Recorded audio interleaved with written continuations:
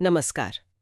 कभी कभी ऐसा महसूस होता है ना, जैसे जैसे जीवन की डोर हमारे हाथ में है ही नहीं। हाँ, बिल्कुल। ऐसा लगता है मानो कोई और है जो पीछे से धागे खींच रहा है। बिल्कुल। और इसी एहसास से जुड़ा है रामकृष्ण परमहंस का एक बहुत ही सरल लेकिन गहरा दृष्टांत। कठपुतली का दृष्टांत। हाँ, कठपुतली का दृष्टांत। आज हम रामकृष्ण परमहंस की बताई इसी कहानी पर थोड़ी गहराई से चर्चा करेंगे। ये कहानी ईश्वर पर पूरी तरह निर्भर हो जाने, समर्पण के विचार को समझाती है जी। और हमारा मकसद है कि इस कहानी के जो गहरे अर्थ हैं उनको समझें। हाँ, कि कैसे ये अहंकार, ये मैं भाव छोड़कर और एक उच्च शक्ति पर भरोसा करके शांति पाई जा सकती है। बिल्कुल। तो आइए शुरू करते हैं इस दृष्टांत को समझना। हाँ, रामकृष्ण परमहंस ने ये दृष्टांत कुछ इस तरह दिया था कि कठपुतलियां मंच पर नाचती हैं, बहुत सुंदर लगती हैं, पर उनमें अपनी कोई जान नहीं होती। सही बात है, वो खुद नहीं चलती। पीछे एक सूत्रधार होता है, कोई डोर खींचने वाला, वही उन्हें नाचाता है। हाँ, और यहीं इसका गहरा अर्थ समझना बहुत जरूरी है। रामकृष्ण कहते हैं कि हमारा ये जो शरीर है, हमारा मन है, ये भी उन कठपुतलियों की तरह ही है। अच्छा, कठपुतलियों की तरह। हाँ, असली चलाने वाला, वो जो सूत्रधार है, वो तो परमात्मा है, ईश्वर है। और ये विचार, ये सीधा हमारे उस भ्रम को चुनौती देता है कि हम सब कुछ खुद कर रहे हैं। मतलब ये कि हम पूरी तरह से स्वतंत्र करता हैं, ये एक भ्रम है। जी, ये एक बड़ा भ्रम है। और रामकृष्ण के अनुसार शायद मनुष्य का सबसे बड़ा भ्रम यही है, मैं कर रहा हूं, है ना? बिल्कुल, यही अहंकार। और वो कहते हैं कि यही हमारे दुख और हमारे थकान का असली कारण बन जाता है। जब हम सोचते हैं ना कि सब कुछ हमारे ही कंट्रोल में है, हमारी मेहनत से हो रहा है। हाँ, तो एक भारी बोझ सा महसूस होने लगता है। सही।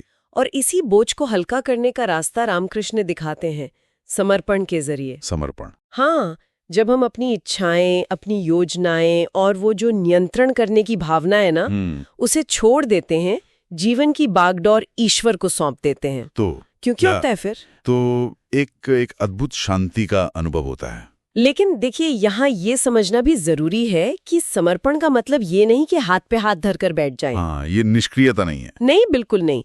ये है विश्वास के साथ कर्म करना और फल की चिंता ईश्वर पर छोड़ देना। ये बहुत दिलचस्प बात है। इससे जुड़ा एक उदाहरण भी है शायद। हाँ है। एक भक्त थे, बहुत परेशान, व्यापार में घाटा, घर में कलह, सेहत भी ठीक नहीं। वो रामकृष्ण के पास आए और पूछा, गुरुदेव, मुझे इतने दुख क्यों मिलते हैं? हाँ, ये सवाल तो कई लोगों के मन में आता होगा। बिल्कुल। तो रामकृष्ण मुस्कुराए और बोले, तुम अपनी जीवन की डोर खुद खींच रहे हो और उसे उलझा रहे हो। खुद खींच रहे हो? हाँ।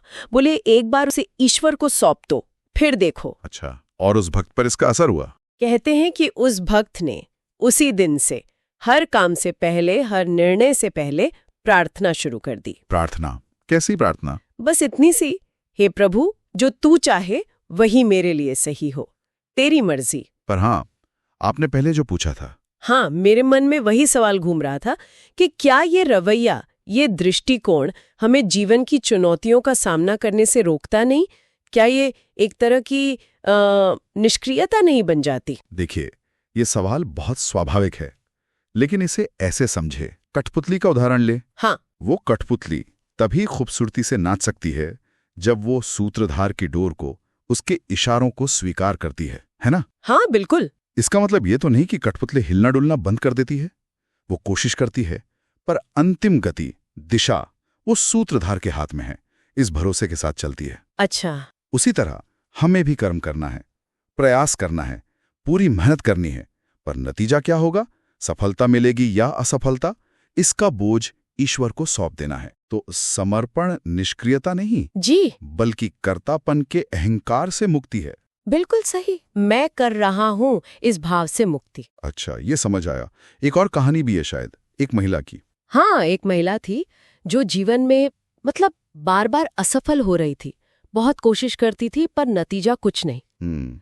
तो वो बहुत नाराज थी, भगवान से ही नाराज हो गई। रामकृष्ण के पास आई और बोली, मैं भगवान से बहुत गुस्सा हूँ, इतनी मेहनत की फिर भी सब बेकार। हाँ, ऐसा भी महसूस होता है कई बार। जी। तो रामकृष्ण ने उसे समझाया बड़े प्यार से, कहा, तुम कठपुतली हो, लेकिन तुमने डोर अपने हाथ में पकड़ रखी है। डोर अपने हाथ में ले रखी? हाँ। जब तक तुम ये नहीं मानोगी कि तुम्हारे लिए क्या अच्छा है, क्या सही है, ये केवल ईश्वर जानता है, तब तक दुख बने रहेंगे। और उस महिला पर क्या असर हुआ इसका? कहते हैं इस समझ के बाद उस महिला ने हर मुश्किल को, हर असफलता को ईश्वर की इच्छा मानकर स्वीकार करना शुरू किया और उसे एक अद्भुत शांति मिली, एक तरह की प्रसन्नता। कमाल है। कहाँ इतना जोर है सेल्फ रिलायंस पर, हर चीज को अपने कंट्रोल में रखने पर। हाँ बिल्कुल, हर कोई अपनी लाइफ कंट्रोल करना चाहता है। जी, ऐसे में ये दृष्टांत और भी ज्यादा महत्वपूर्ण हो जाता है। हम सब अपनी पहचान बनाने, अपनी सफलता के पीछे भागते भागते अक्सर थक जाते हैं, बोझिल हो जाते हैं। सही कहा। रामकृष्ण का ये नजरिया इस दौड़ से राहत दिलाता है। वो कहते थे, निर्भरता बुरी नहीं यदि वह ईश्वर पर हो। निर्भरता बुरी नहीं अगर वो ईश्वर पर हो। वाह। हाँ, मतलब अपनी इस छोटी सी सीमित शक्ति पर घमंड करने की बजाय उस अनंत शक्ति पर भरोसा करना सीखना। तो इस सब का सार क्या है, निचोड़ क्या है?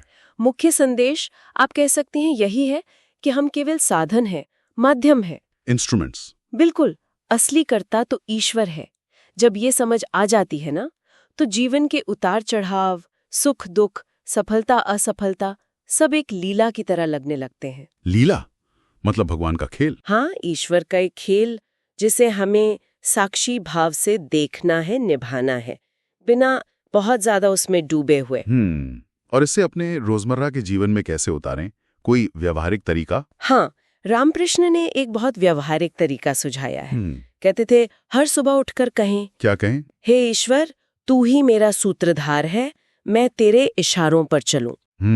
बस इतना। अच्छा। और जब जीवन में कोई मुश्किल वक्त आए तो मेरे साथी क्यों, ये पूछने की बजाय कहें, क्या? जो तू चाहे वही सही। ये जो स्वीकृति है ना, यही शांति लाती है। ये स्वीकृति, एक्सेप्टेंस। जी, और यहीं पर एक दिलचस्प सवाल उठता है। हाँ। कि सच्ची आजादी, सच्ची स्वतंत्रता क्या वो सब कुछ अपने नियंत्रण में रखने में है या फिर ईश्वर पर भरोसे और समर्पण में है? क्या होता है जब हम कंट्रोल छोड़ने से इनकार करते हैं, जब हम उस डोर को खुद ही खींचना चाहते हैं, और क्या उस प्रतिरोध को, उस रेजिस्टेंस को जाने देना ही असली ताकत हो सकती है? ये वाकई सोचने वाली बात है। श्रोताओं के लिए भी एक विचार है कि उनके अपने जीवन में इस समर्पण का, इस भरोसे का क्या मतलब हो सकता है और इसे कैसे साधा जा सकता है। बिल्कुल, ये चिंतन का विषय है।